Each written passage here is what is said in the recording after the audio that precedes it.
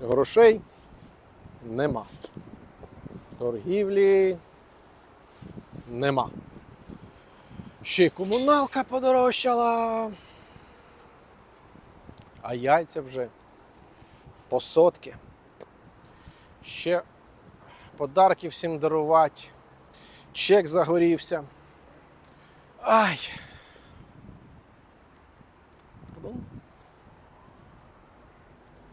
Доброго дня! А я привіз предоплату за вініл. Де чому магазин закритий?